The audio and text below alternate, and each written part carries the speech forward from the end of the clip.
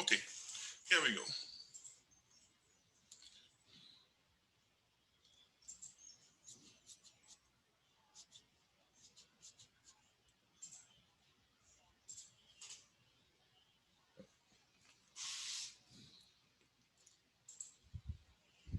Okay, everybody seeing nervous system? Yes? Yes, sir. Okay, here we go. So nervous Yes, sir. system. Right. Is the nervous system important?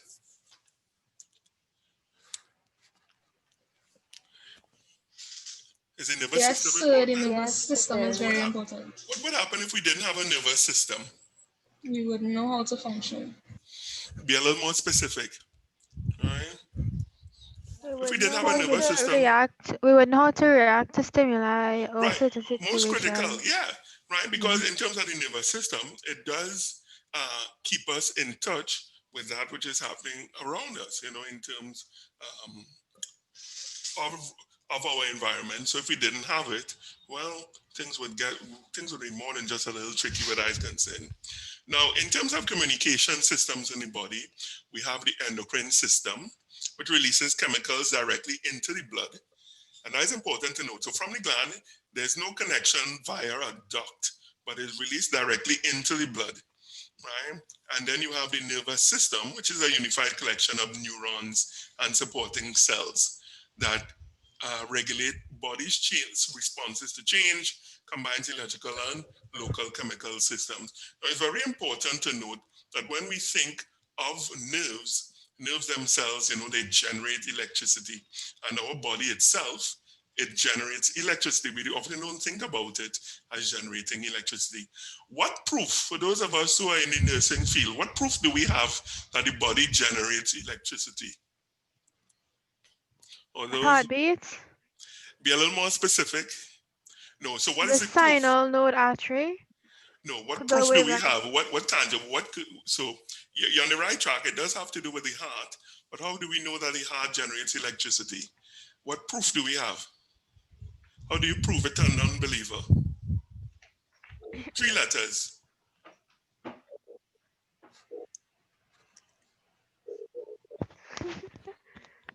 Um, E, K, EC, or EC or EKG. One gives EKG. one gives uh,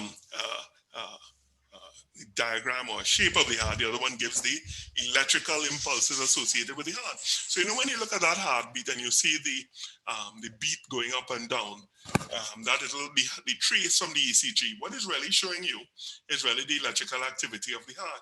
Now sometimes we forget that, but that is why you put electrodes. If you'll notice, you put electrodes at different parts of the body, and the critical thing about placing those electrodes is the fact that you are recording the electrical activity of the heart. We often forget that, but the body generates electricity, right? So could we then harness our electricity and put it on a bulb and light, let's say, a room? Could we do that? Probably. Yeah, sure. If you get enough persons and you hook them up, yeah, you could light a bulb. You know, but we don't think about it like that. We often think of electricity as coming from TN Tech. But very interestingly enough, we generate electricity as well. Yeah.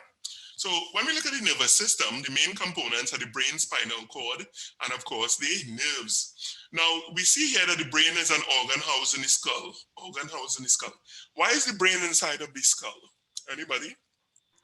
So it can be protected Why do you need it to be protected? because is the center of coordination Yeah, for one the word. body. One word. It's fragile. Okay, another word beginning with I. Important. Yeah, that's it. Everything that is very important in your body, you recognize is enclosed in bone. So when you look at, for instance, the nervous system, as you will see the spinal cord, notice it's in your vertebral column that goes all the, and it's to the back. Remember, we are forward-moving creatures, and it's listed to the back. Interestingly enough, even when we look at the brain, when we look at the visual cortex is located to the back of the brain. right? And the reason why it's located to the back, because it's very important. We are visual creatures. So therefore, if it is you do get a blow, yes, you might get damage to other sensory areas, but you still will be able to see if you get a frontal blow, let's say, to the skull. And that's why adaptation-wise, you know, your visual cortex is all the way to the back of the brain itself. All right, so you have your brain, which is housed in the skull, because it is very important. If you don't have a brain, dot, dot, dot, dot, dot, you will cease to exist, as we know. So for instance, when somebody is declared brain dead, right, that is usually a sign, well, that, you know, that's the end of the road for them in terms of brain death. The spinal cord, as we mentioned, this is stored or housed inside the vertebral column for protection. And then you have nerves, which are bundles of axon that extend from neurons. Neurons are nothing more than nerve cells, and those are very important. Now, we have two types of neurons, efferent and afferent. And one accept the stimulus and one give it off. So the afferent accept the stimuli and the efferent gives it off. Now, how would we remember that? Could you think of a way to remember the afferent receives and the efferent gives off? Anybody could think of a way? Well, if you think of the alphabet, the letter A comes before the letter E. So therefore the A, since it's A and E, usually something you have to accept it first before, you know, you give it back or you throw it away. So the afferent accepts, and the efferent is the one that passes it on or causes a change to occur.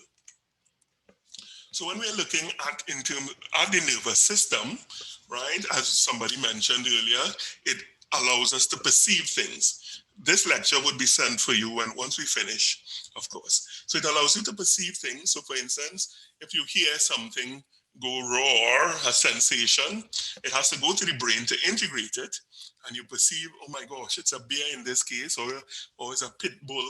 So what do? You climb a tree. And in terms of the effect which occurs because of the fact that you see this bear, the effect is you climb a tree. This involves both the skeletal muscle and, of course, the cardiac muscles as well, your heart muscles. Now, why is the heart muscle important in terms of allowing you to climb a tree? Now, you wouldn't see cardiac until you reach semester 2, SNF2. But why is the heart important in terms of causing you to climb the tree? Anybody? How does the heart help you climb a tree?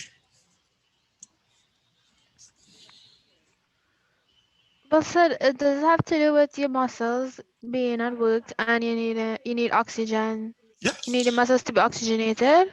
Right. So the heartbeat would increase to supply the oxygen needed. Yeah. Yes, correct. And that is, of course, under the control of epinephrine or adrenaline. Right, so the adrenaline causes your heart rate to go up when your heart, because of the fact you're getting ready, you're using more muscles, and the muscles need energy. The energy, remember, the blood, not only does the blood supply food, but it also supplies energy as well. So in terms of getting that energy to the cells, right, you have to increase your blood flow, because now you have more muscles which are involved in terms of the movement. Previously, you had a lot of muscles relaxing, so therefore the input in terms of energy requirements will be lower. But once they become activated for you to climb a tree, you need more. So therefore, most critically, your heart rate goes up. Very good. That is not required for this part of the course, because we're looking at the nervous system, not the cardiovascular system. So the division of the nervous system. Now, this is the structural division of the nervous system. We have the peripheral nervous system and the central nervous system. The central nervous system consists of the brain, and spinal cord,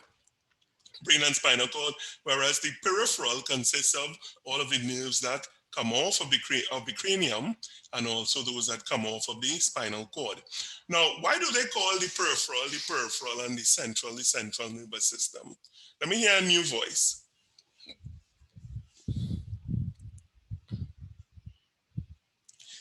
Anybody wants, why do you think they call the central nervous system the central nervous system?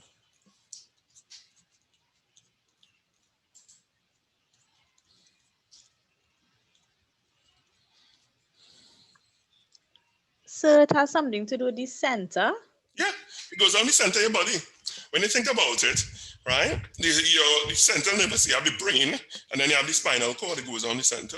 Some things are not difficult in life. So that's why they call it the central nervous system, whereas the peripheral, these are the ones that come off and extend to the periphery structures of your body, namely your arms and your legs. When you think about it, very interestingly enough, the innervation of the, let's say your toes via the peripheral nervous system, it comes off of your central nervous system. So you have nerves, spinal nerves, which actually come off and go all the way down to your toe, right? Rather interestingly, but the origin is from the central nervous system. And which is why, let me ask this question. In terms of the brain and the spinal cord, to make up the central nervous system, is there a break between the brain and the spinal cord? No, sir. No. No? No. You sure? You don't have a little, like a little window here where it breaks into? No. No. Okay, the answer is no, because I see some people like they're doubting themselves. No, there's no break. But most of the times when they, oh, I'm seeing a hand raised. Somebody raising a hand? Or that somewhere before. Somebody have the hand raised? I'm seeing like a, yes, 684, you have your hand raised? No? Okay, that's probably a long time ago. But what would happen if there's a break in the spinal cord? One word, what would happen? Be paralyzed? Paralysis. Yes, you'll become paralysis. That's what would occur if you do have a break in the spinal cord. All right, I think somebody have some water flowing. You might want to mute your mic, in terms of the water flow. Okay, so very importantly, the central nervous system consists of the brain and the spinal cord. And the spinal cord, it responds to the sensory signal and passes others between the brain and the body itself. Very interestingly, the brain itself has over 100 billion neurons. So that is very important to take note of. The brain is very critical in that regard in terms of passing information. And it's so complex, it has so many cells associated with it. So let's look at the nervous system itself. So structurally, you have the central and peripheral nervous system. Then you have the autonomic nervous system and the somatic nervous system. What is the difference between the autonomic and the somatic nervous system? Anybody could tell me? Just look over here in terms of the diagram, and you could tell. What is it? I think automatic happens without our conscious control, and somatic happens as a result of a stimulus or stimuli. So Correct. like if you touch something hot, your hand will pull away. The somatic consists of afferent nerves or sensory nerves. So, as you quite rightly say, the autonomic nervous system, this happens without our conscious thought. You can think of autonomic as very similar to automatic, right? So, for instance, when you eat food, are you aware of the food actually passing down through your gut? Once it reaches stomach, you're not even aware. After you eat it, that's the end of the food. But remember, you have to extract nutrients from the food. Water has to be absorbed. Stools have to be formed and then expelled via the anus. All of these things happen in terms of the movement through the small and then large intestine. That occurs via innervation from the autonomic nervous system. You're not aware of it at all. But when you're looking at conscious thought, things you do consciously, you have the somatic nervous system. Like, for instance, if I were to tell you raise your left hand, would you be able to do it? Yes, you would, because that is conscious thought. So when you think about the somatic nervous system, this involves things which you consciously do. Of course, you do have these special somatic receptors which are associated with the eye itself, because very interestingly, even though it does come under automatic control, at times, you could change, you could override it, as it will. You can't do that, let's say, with your heartbeat, which is under autonomic control, that's automatic. Now, why is it, do you think, your heart, control of your heart, beat your heart rate is under autonomic control? Why is it not under voluntary control?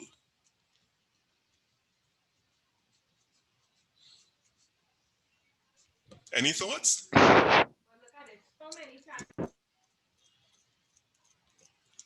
Yes? Well, what would happen when you go to sleep? If it's under voluntary control, well, that'll be the end of the show, right? So that's why it's important that in the case of control of your heart rate, heartbeat, this is under autonomic control. Very important there. All right. Okay. So these are the neurons and the cells associated with the central nervous system. All right, and for our purposes, what you do have to know, you have to know, yes, there's a neuron, which is the major cells, and the supporting cells are the microglia, the astrocytes, and the oligodendrocytes. For our purposes, that's all you will be required to know. Neuron is the major cells of the central nervous system, and the supporting cells are the oligodendrocytes, astrocytes, and the microglia.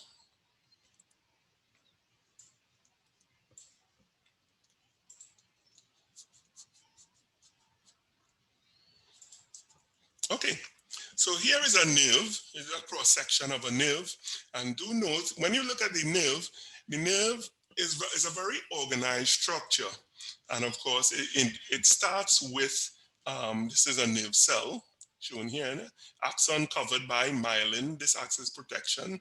A collection of them are shown here, covered by a perineum, and this forms a fascicle, and then many fascicles covered here by epineurium form a nerve. So do take note of these divisions in terms of from a single nerve to in terms of encasement here to with the perineum to form a fascicle, and then a number of fascicles actually form the nerve itself. And this diagram is actually showing a micrograph showing the same thing. This is the axon, and this is perineurium showing here the tissue coverings of the nerve itself. This is the myelin sheath. And the myelin sheath is composed of mainly what type of substance? Is it protein, carbohydrates, or fats that make up the myelin sheath? Fats. Fats, yeah, because fats is a very good insulator. Very good, yeah.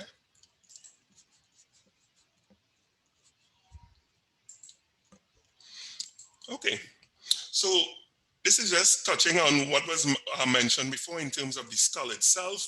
Skull encases the brain, and notwithstanding the fact that there is the cranium, you also have these layers. The dura mater, is the pia mater shown here as well? No, it's not showing specifically the dura mater. So the dura mater, this is the cranium or the skull, and then you have the main covering, the dura mater, right, which is a tough coat which is around the brain itself. So that is very important to take note of, the dura mater. And notice in here as well, the inner layer of the dura mater. So the brain itself is encased by this leathery type of coating known as the dura mater, and that is very important. So this cross section here shows all the coverings associated with the brain. You have the outer layer, which is the dura mater, which has both an outer and an inner layer. You have the pia mater, and then you have the arachnoid mater, also known as the arachnoid space. All right, so the major protective coverings of the brain are the dura mater, pia mater, and the arachnoid space. Those are the three, and they are collectively known as the meninges. So when you hear of a disease called meningitis, what do you think it is? It's an infection of what? When you hear meningitis, what do you think is an infection of? The spinal column, spinal cord. Yeah, so it's very good. So the meningitis actually refers to the covering, these meninges, these layers, they become infected, and it could be done by bacteria. You could have a bacterial, usually it's bacterial infections, though you could have viral infections as well. But it's mainly bacterial infections which cause meningitis. So therefore, one of the primary, if it's a bacterial infection, how do you think they will treat it then? How do you think, how do you usually treat bacterial infection? What drug would you use? What class of drugs? Antibiotics. Very good, very good. Antibiotics, yeah. That's what you use. And that's how they primarily, when you see somebody with meningitis, that's the primary treatment they use. They do use an aggressive antibacterial, antibiotic treatment regimen. That was very good there. Okay, so this is the ventricular system. Very important for perceiving motion in the in the brain in terms of direction. Do we need to know that? No. This is not ventricular system. This is not on our syllabus, so we could go past this one. All right, just to take note, the ventricular is a liquid that flows within the brain, and again, too, that adds for protection. That's all in terms of, for this, you're required to know the ventricular system does add protection to the brain itself. That's all we really need to know at this level. All right, the blood-brain barrier, not on the syllabus. Cerebral lobes, yes, this is on the syllabus. Let's have a look at them. They consist of the white matter, which is central core, the gray matter, and making up the gray matter, you have the cerebral cortex and nuclei associated with them, gyri, which are the ridges, singular gyrus, sulci or sulcus, which are the folds in the cerebral surface. You also have fissures, which are deep folds as well. So this is just showing then the lobes of the brain itself. You have the frontal lobe, the parietal lobe, the occipital lobe, the temporal lobe, and of course here the cerebellum. Why do you think they call the frontal lobe the frontal lobe? Of course, the frontal lobe is covered by the frontal bone, parietal lobe by the parietal bone, temporal by the bone, and the occipital, of course, similarly by this. So they all held together by these sutures as seen here, right, on the bone itself. So when you think about the skull is not just one big bone, but instead is made up of portions held together by these sutures, very tight joints, very tight, immovable joints, because you really wouldn't want them to move around. That would be tricky. So back to the question, why do they call the frontal lobe the frontal lobe? Anybody? Frontal lobe, why do they call it the frontal lobe? Dory, yes? Because it's in front. Yeah, some things in life are not difficult because it's in front. Yeah, quite good, very good. So the temporal, why do they call the temporal bone the temporal bone? It's close to the temporal. In terms of the region, it's right, very close to the temple, you know, the side of your head. The parietal and occipital, I'm not too familiar with my Latin, but I'm sure it has some relationship there. How would we remember these two, parietal and occipital? Okay, all due respect to all the female, we know the females are the heads of the household, but you know, from a biblical perspective, we'll see how the man is the head of the household. So you could say, you know, the top or the head of the household is the pa, you know, pa or dad, parietal. That's just one way. That's just one way to remember it. I mean no offense to all the females out there, because we know you all run everything. We know that, right? But just from a biblical perspective, quoting that, you know, in terms of the top, the pa, right? So that is one way to remember it. Whichever way you remember it, that's fine. To the back here, occipital, how I remember it. Anybody, what sound does an ox make? Anybody? What sound does an ox make? Aha. What sound does an ox make? Nobody know? Moo. Moo. Moo. Not so? If you could get a better answer than that, let me know. But as far as I know, it's moo. Ox is a kind of cow, I believe. Right? Well, they're all bovines, sorry, from the bovine family. Right? But as far as I know, they go moo. All right? So why I say that, when you think of an ox, to me, one of the more predominant things is the tail to the back. Right? So, you know, the tail end.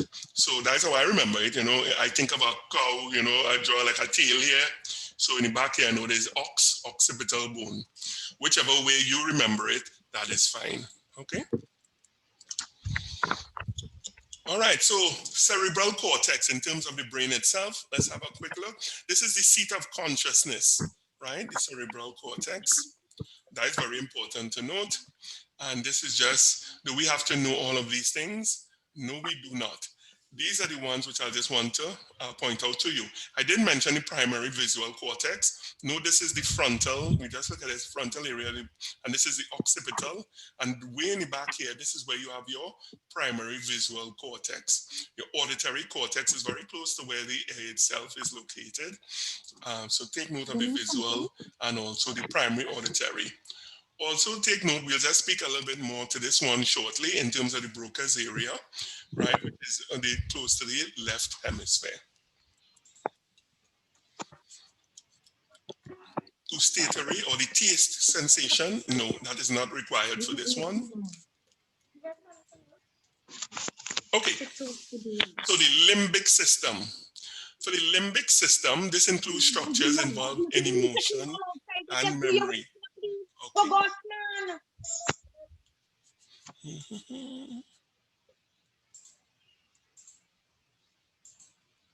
Oops. Why are my participants not showing up? Oh, down here.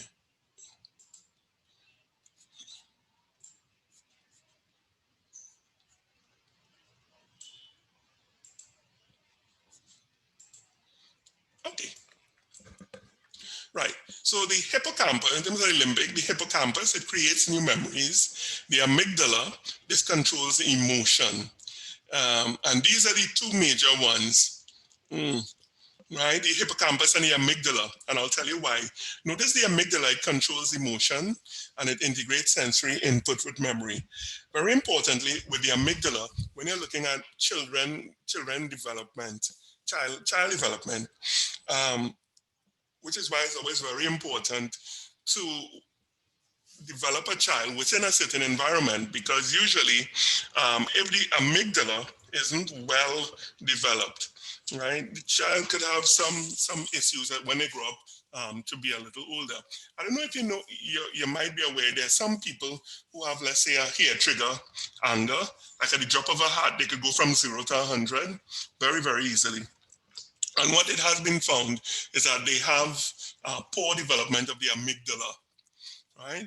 And because of the fact, so in terms of the emotions, that's how it's not well developed. So therefore, they could switch very easily from 0 to 100, right? So very importantly then, when you have children around, always ensure when you're raising them that, you raise them at least, so that you get proper development of the amygdala. In terms of personality, from a psychological perspective, those who do psychology, they would say that by age 7, all the traits of a child are already formed. What do you mean by that? Believe you me, after 7, you cannot change a child. It is very exceptionally difficult to do. In other words, everything that is necessary for them in terms of what they perceive of how they behave is already set, and it is exceedingly difficult past 7, and some psychologists say even before 7 that their ways are set. So that's why it's always important around, some people saying, oh, he's a child, don't bother with him. And, they behave in a certain way, which might not be of the best in front. Oh no, the child is picking it up, I assure you. It's like a sponge and they pick it up. And believe you me, by the time that sponge reach age 5 or 6, it turns into cement and they're already set in the ways. So after that, you're trying to train them going, they'll probably, some of them might carry on an act, but it's already cemented there.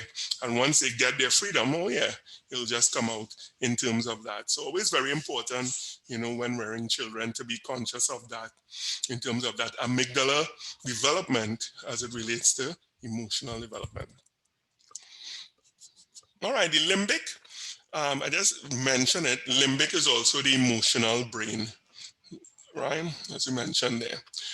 Do we need to know specifically in terms of the location? Just take note where the amygdala is. That's the only one to take note of, the location of the amygdala. Should you be given this a diagram such as this, hardly likely, but do take note of it, where the amygdala is located, right? As emotions, yeah? This one not required. Okay, so this is Broca's. Let's have a look here. Visual input travels to the visual cortex and visual association area, right? So let's say you see a chair, the visual cortex association area, the posterior associates the area, assembles a percept. So this is chair.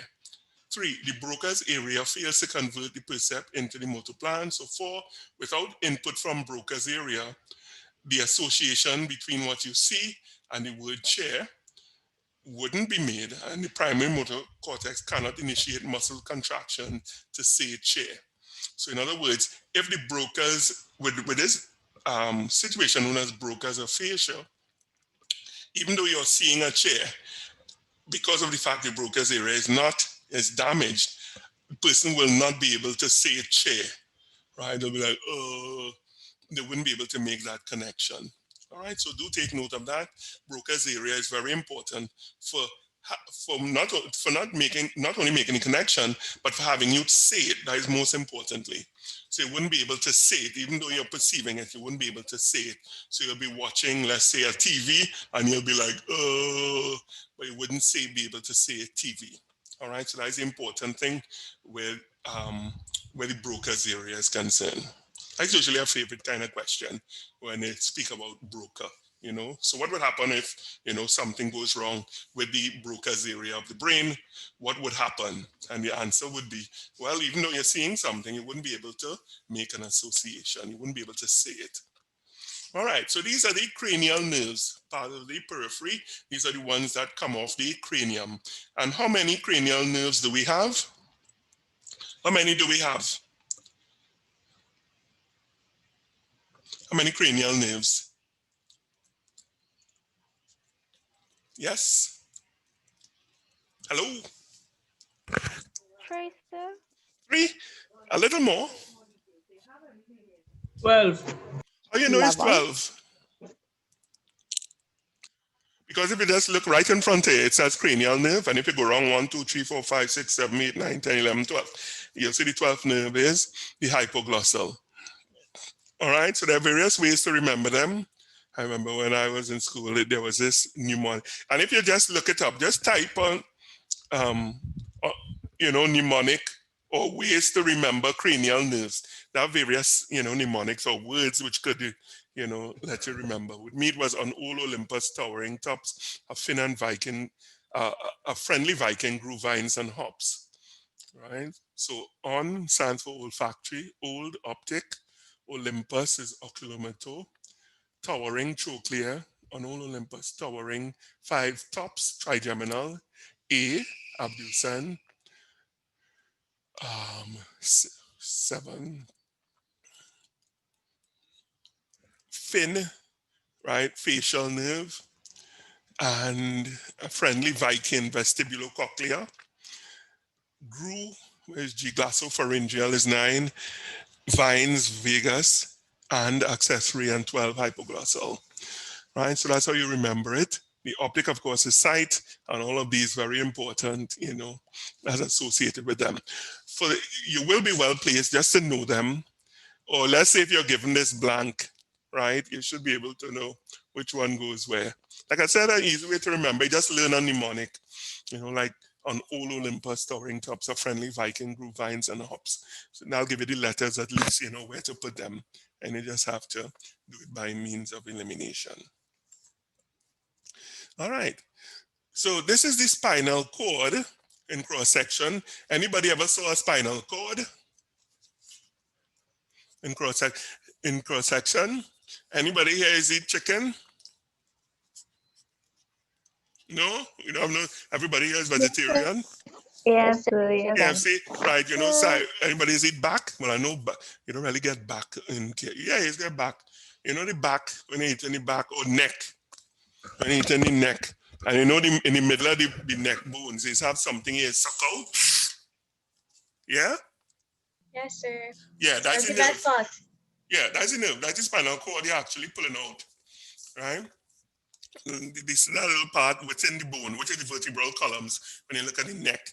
Yeah, that's the spinal cord of the chicken. So similarly, with us, our spinal cord is encased in the vertebral column, and this is what it looks like. And what does it consist of? Well, the sensory and motor neurons. Let's have a look to see what happens. So afferent and efferent, which one brings the signal and which one sends it away? The afferent with an A and the efferent with an E. Which one brings it and which one sends it away? The afferent brings it. Yeah. Right, the afferent with an A brings it and the efferent with an E sends it away. Right? So if we were to look here, notice the sensory is the afferent signal. It comes in, dorsal root ganglion. This is where you have the cell bodies, a collection of cell bodies, and it bulges out. So here it is the dorsal root, and it goes into the spinal cord. So all of this is still the afferent nerve. Here you have the motor neuron, and in between here, you have the interneuron. Between the motor and the efferent nerve, you have the interneuron that occurs between here. It's not shown, but just note that between the afferent and efferent in the spinal cord, you do have the interneuron. So the afferent, interneuron, and efferent, that is how a signal actually passes through the spinal cord. All right, so this will show you a little more detailed spinal cord. And again, this is the vertebra, just like this is the bone, and it's within the bone itself. You have that spacing, and this is where the nerve actually passes. So how many nerves do we have? Well, here we have 1, 2, 3, 4, 5, 6, 7, 8 cervical nerves. Then we have thoracic, lumbar, sacral, and coccygeal. How many cervical nerves do we have?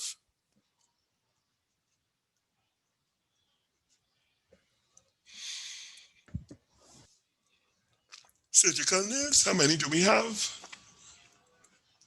We have 8 cervical, we have 12 thoracic, we have 5 lumbar, we have 5 sacral, and then we have a coccygeal, which is the fused bone. Now, it's very important, right, not to get your here's your pelvis, of course, right, not to get your pelvis injured. Why is it important not to get your pelvis injured? Anybody? In particular with older persons, and you'll see this in your professional career, right? Some people have already seen it because they're already in the field. Why is it important not to get your pelvis fractured? Particularly for older persons. Why is it so important? So they won't be able to walk? Yeah, correct. Everything, when you look at it, or if you think about it, your pelvis is like it allows your top or your torso to move back and forth. It's the pivot for your torso, and it also allows the leg to move. It's like the central moving area.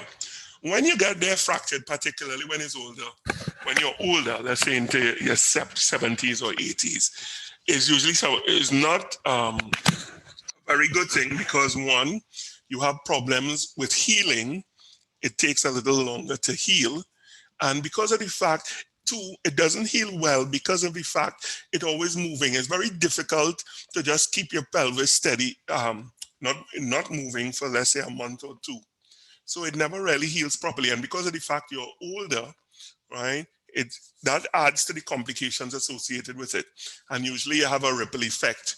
I don't know if anybody ever had, let's say, an old aunt or an old uncle or an elderly person within the family or somebody they knew who ever got a pelvic fracture later in life. And then it's like a domino effect.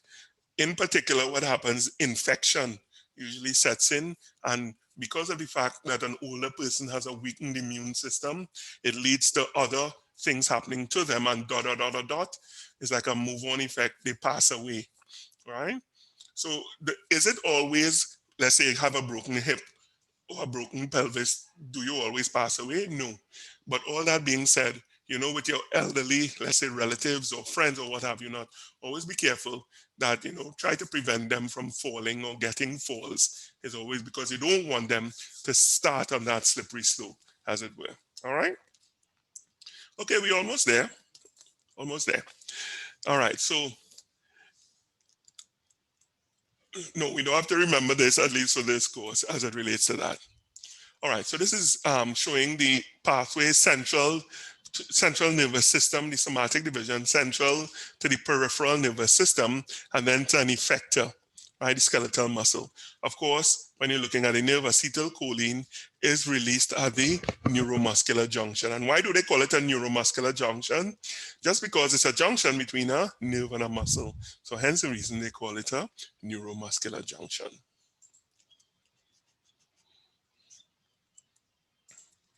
All right. So this is showing the autonomic motor pathways. The autonomic, these are the ones that happen automatically, right? And again, the stimulus comes from the brain via the central nervous system. It goes to the peripheral nervous system. And of course, you have acetylcholine being released, or norepinephrine. And the release of these hormones, acetylcholine and norepinephrine, these stimulatory chemicals, they cause, in terms of the effect, they cause effects to occur within the gland, cardiac muscle, and smooth muscle. We know, for instance, acetylcholine, when it is released, in terms of the heart, it could cause muscular stimulation, i.e. your heart starts to beat faster. All right, so the autonomic nervous system, in terms of the effects of the autonomic nervous system, one, you have the rest and digest response. So after we eat a meal, right, we often feel sluggish, all right, you sit down or you lie down, but even though you are lying down, your body is working, right? So you have the digestive enzymes being released from the level of the stomach or being released, and the breakdown of food. Actually, breakdown of food starts in the mouth. By the level of the stomach, it also occurs. After that occurs, of course, you do have the absorption of nutrients. Then you have the fight or flight response, right? You could also add another F here, which I'm not allowed to say, but it is related to human intercourse. And these three Fs, they are stimulated, of course, by the autonomic nervous system and the release of epinephrine, also known as adrenaline. All right, and it's very important for the fight or flight response, right, that this is released, because it helps you. It could actually save your life. Anybody knows what the fight or flight response looks like? Anybody familiar with it? Could give an example of the fight or flight response.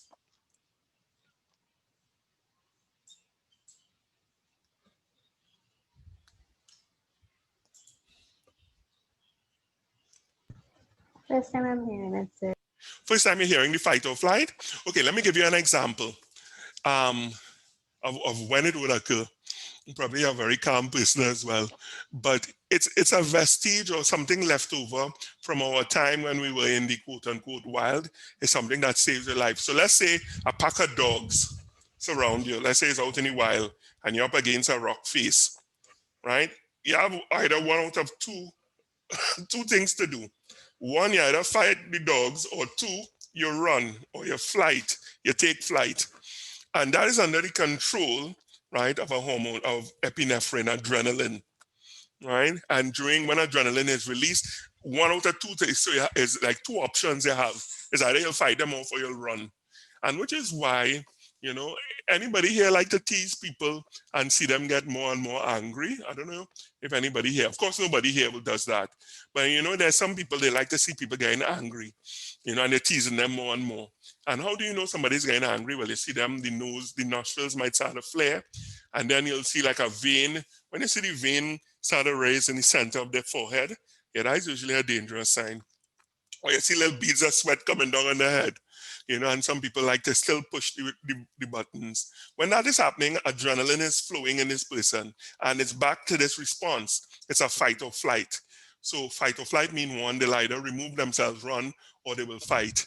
I don't know if sometimes you might see, let's say, in a case where there's involving some type of dispute, and let's say somebody acts, they pull a weapon or something like that, and then they cause some harm to somebody else. And when they're interviewing them, they'll often say, I don't know what happened, like I just don't know, I just acted. And that has to do with this fight or flight response. So it's something which is left over from our times when we used to be hunter-gatherers, and it's something that saves your life. So that when you're under threat, what you will do, one out of two things, either you run or you fight, right? And some people, well, they just fight. And, especially in certain, when you look at, let's say, a domestic dispute, unfortunately, some people, they act out. And it's just for, you only need is a second. It doesn't last very long. Just for 1 or 2 seconds, this adrenaline just hits you. Because you have to make a very quick decision. So you have the surge in adrenaline and you make a decision. And, you're like, oh my gosh, what did I just do? You're just, right? So it's always important then to recognize certain situations and to remove yourself from them. That's very important, because other than that, this system could kick in, and unbeknownst to you, you will act out. Yeah. Okay. So the last thing what we're going to look at, right, the parasympathetic division. In terms of what the reactions which could occur. In terms of with the tear glands, of course, parasympathetic, you do have tears being produced. The pupil constricts.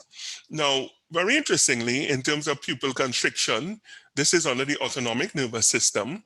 And this is one of the things, let's say if somebody is brought in, and you will see it, brought into the casualty or the ER unconscious, one of the things they do is they check for the pupil response, because this pupil response is by part of the brain, again, autonomic control, and they want to see if the part of the brain associated with this control is affected. All right, so in this case, if you look at it, cranial nerve number 7, if it is, they do the pupil constriction, which is a reflex action in terms of response to light. So they'll flick a light into the eye of the person. If the pupil doesn't constrict, they do know then that more likely than not, there's a damage to cranial nerve number 7. So that's why they do that cranial response where that is concerned. With this parasympathetic division, I would say just take note of that one. That's the major one you would be responsible for. All right, and the sympathetic, parasympathetic and the sympathetic division, right, this is responsible for the dilation, bringing it back to its normal state, right? So take note, parasympathetic, right, usually causes a change. The sympathetic brings it back to its normal format. We don't have to know this. Don't have to know this. Sensory, no, we don't have to know this. This is the last item which you will be responsible for, is a simple reflex arc. And I'll just talk briefly about this. This reflex arc is something that occurs very quickly. And what do I mean very quickly?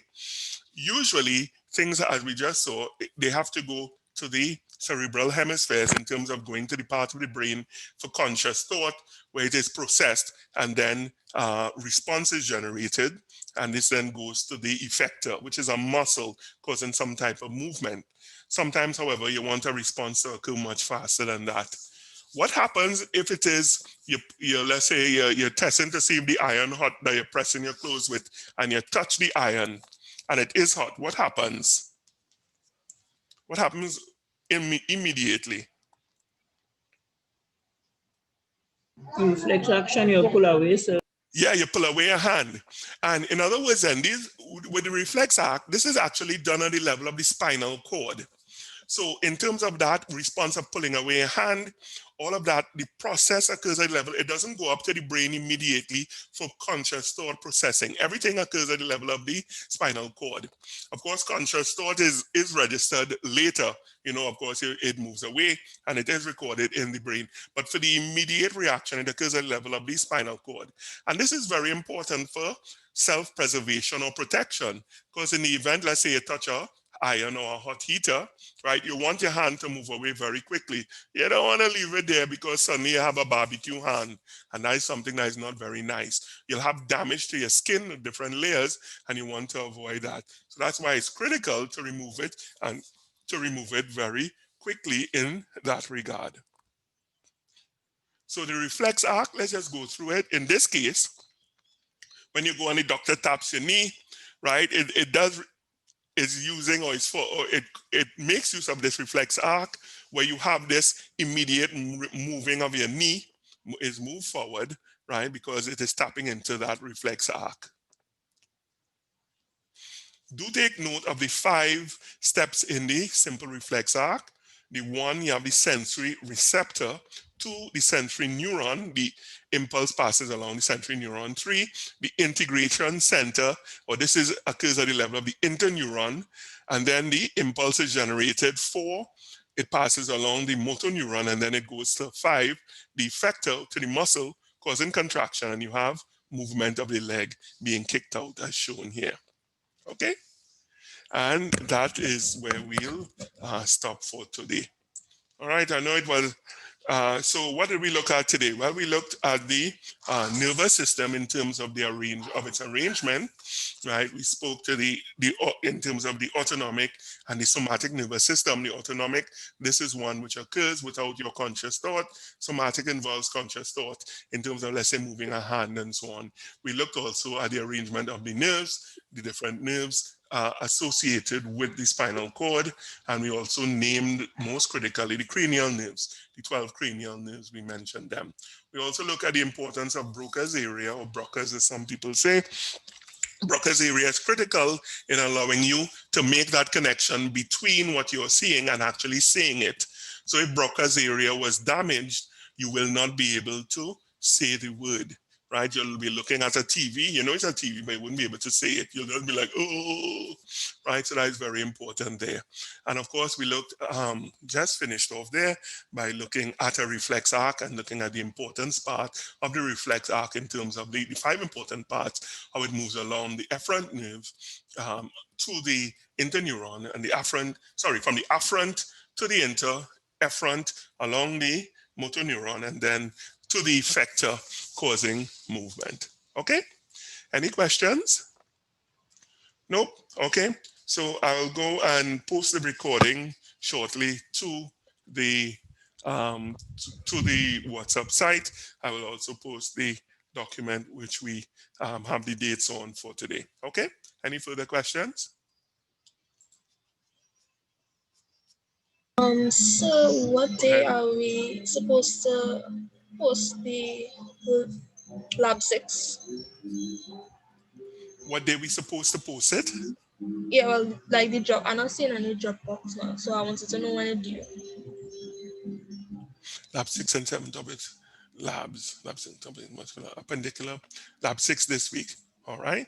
So I would post it today with the date on it. Yeah. Okay, and the project also you had to post a Dropbox for that as well. For the project, yeah, I plenty box out of PowerPoint. Yeah, I better do that. Separate them. That'll make life easier. Yes. All right. So. Thanks.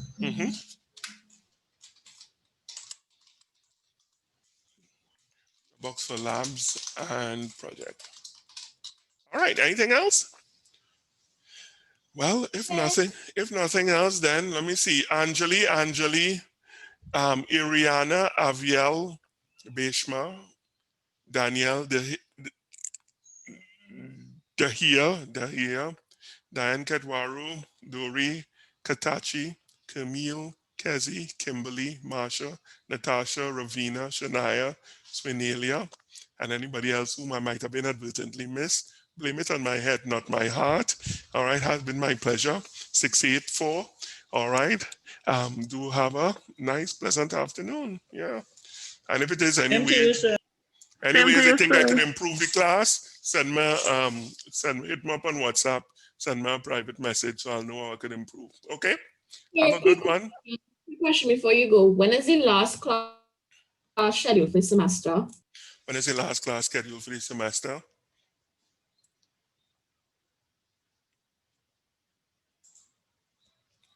I'll want to have a makeup class before, because Monday the 9th is when is, let me see that. Sorry, Monday the 8th is the, that is how it's tentatively scheduled right now. I was talking with the course coordinator, CC, and that is when for the final. I want to have an additional class before then. So let me just, for now, we're having a class, of course, we'll have a class every Tuesday with labs, of course, as well. But I want to put in another class before then.